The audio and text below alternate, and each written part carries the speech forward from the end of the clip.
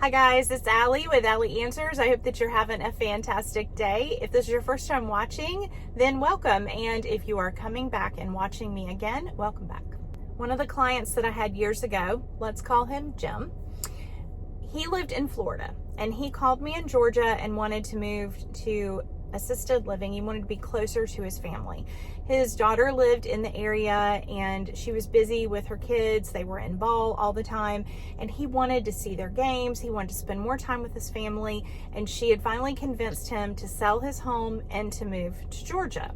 The problem was that he wanted to pack up his whole house, figure out what to do with every item in his house, decide what was going to go with him to this one-bedroom apartment in a senior living community, and then make the move. So this was something that we were working on for months out. We were having conversations probably 4 months, maybe 5, before he moved, talking about the room. I sent him dimensions. There was a lot of planning and work for him on his end as he got ready for the move.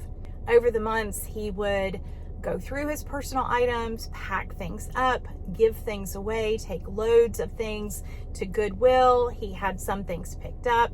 He had an entire 3-bedroom house full of stuff, and he had to figure out how to downsize that. So he did that over the period of months leading up to his move. Now that's a lot of work. I don't know if you've ever downsized someone's house into an apartment, but it is a whole lot of work. And during that time, I was really concerned about his well-being. He was a heart patient. He had other things going on. And I was like, this feels like a lot. You need to hire somebody. You know, you need to get somebody in there to help you do this. You don't need to do it on your own. And he wanted to save money. Understandable. I know a lot of people have that inclination. They are frugal. I am frugal. I totally get it.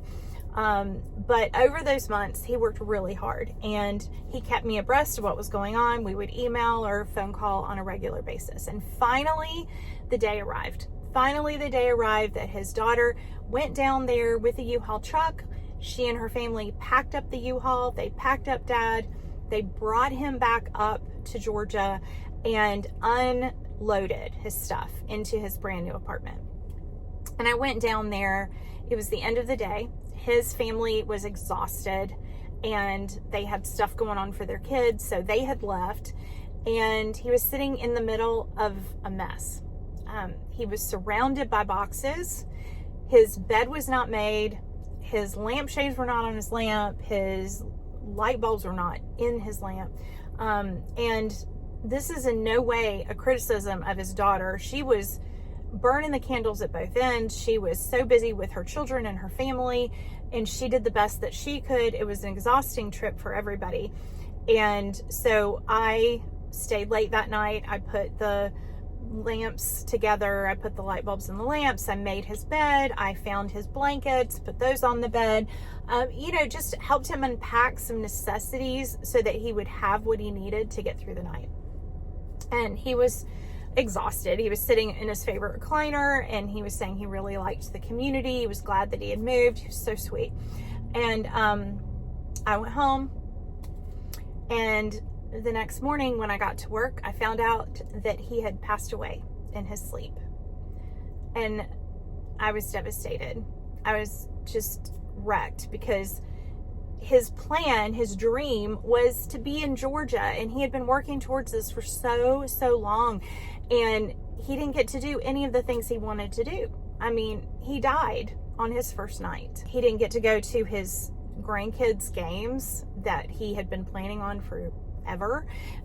His daughter was absolutely beside herself. When I got to the community, she was there and she was a mess. She blamed herself because she didn't stay late and help him unpack.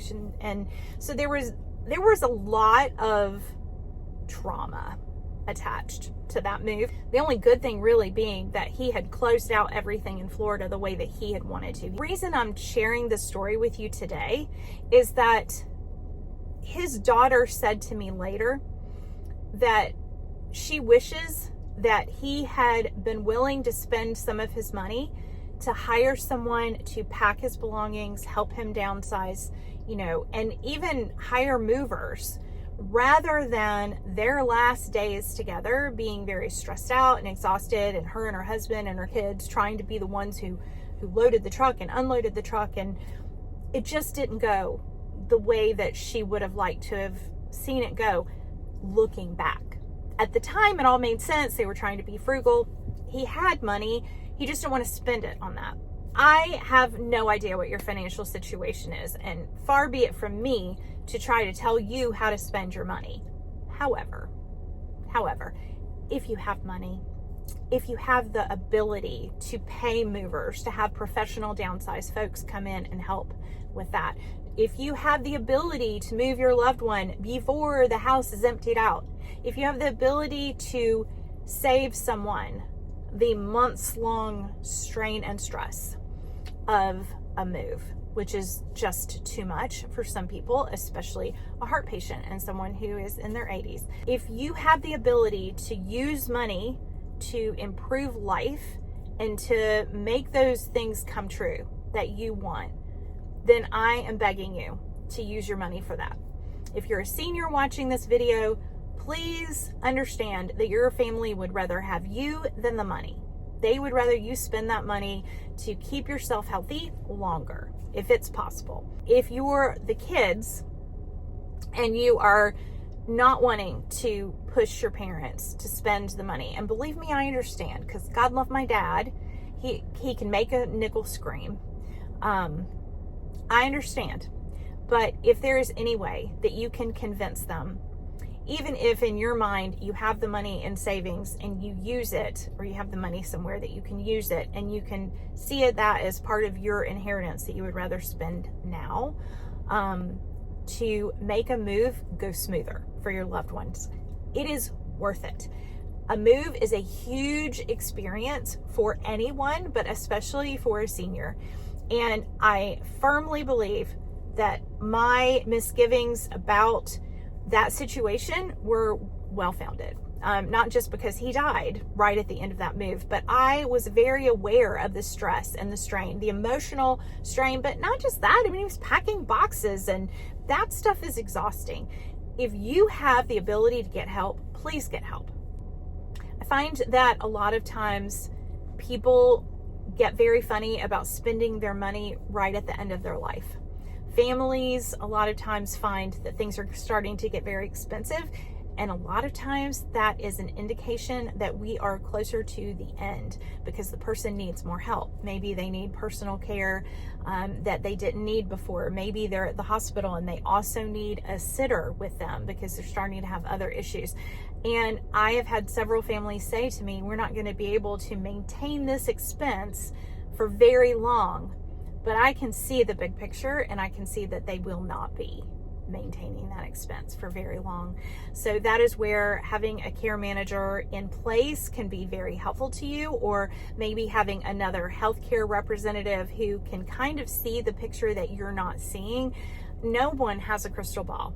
None of us do, but there are going to be times that professionals are going to tell you it is worth it to spend the money. And when you are moving your loved one, especially out of state, but even if it's just down the street, that is a time that you want to spend the money. Jim did get to do things the way he wanted to do them. So that's the good news. But I will always remember his story as a cautionary tale of why sometimes you just need to spend your money. If you're a caregiver and you are spending your time and energy loving on someone else, thank you for all that you do. If you think this video would be helpful for someone else, please like, subscribe, share this video. There is a little arrow down below that you can just click on, and it'll send it to somebody through a text message, through an email, in any way that is easy for you. Thank you so much for watching, and I look forward to seeing you next time. Bye-bye.